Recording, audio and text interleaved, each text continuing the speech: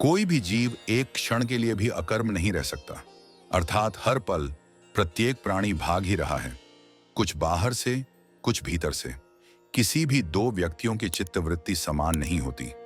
यह संसार भगवान का एक सुंदर सा पागल खाना है।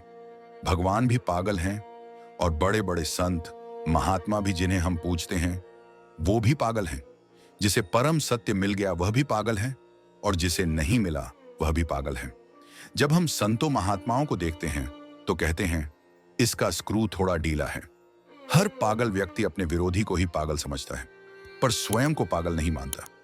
क्या आपने कभी सोचा है आखिर हर इंसान क्यों भाग रहा है?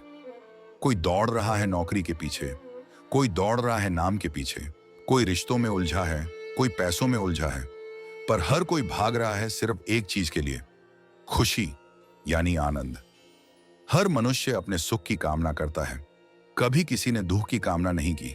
हम सुबह उठते हैं, दिन भर के सारे कर्म करते हैं, चाहे वो ऑफिस हो, काम धंधा हो या घर की जिम्मेदारियां। आखिर ये सब किस लिए? केवल इसीलिए कि आप भी निश्चिंत होना चाहते हैं, आप भी आनंद चाहते हैं, आप भी सुख की तलाश में हैं।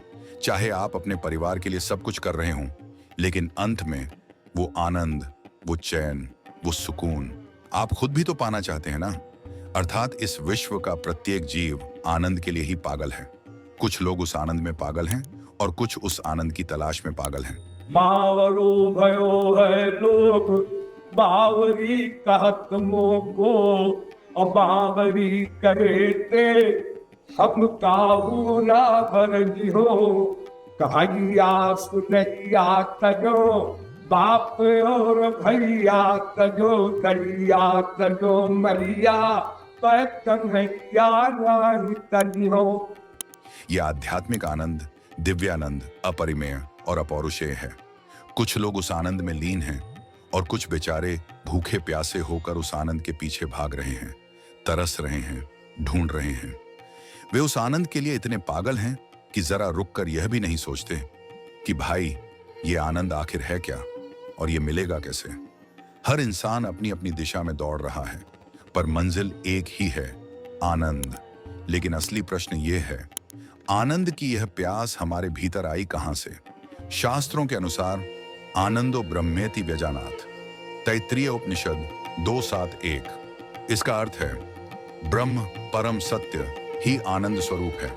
हमारा मूल स्वरूप ही आनंद है और हम उसी को पाने के लिए जन्म जन्मांतर से भटक रहे हैं। जैसे कोई नदी समुद्र की ओर लौटती है, वैसे ही आत्मा भी उस अनंत आनंद की ओर लौटना चाहती है जिससे वह निकली है।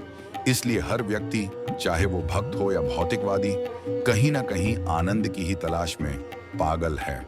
पर जो सच्चे आनंद को पा चुका वो शांत हो गया। उसे अब दौड़ना नहीं है क्योंकि उसे स्वयं को पा गया।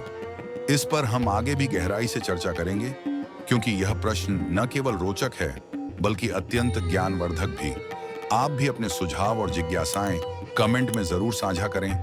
कौन जाने आपका एक विचार किसी और के जीवन की दिशा बदल दे। चलिए मिलकर इस ज्ञान यात्रा को आगे बढ़ाते हैं। राधे राधे।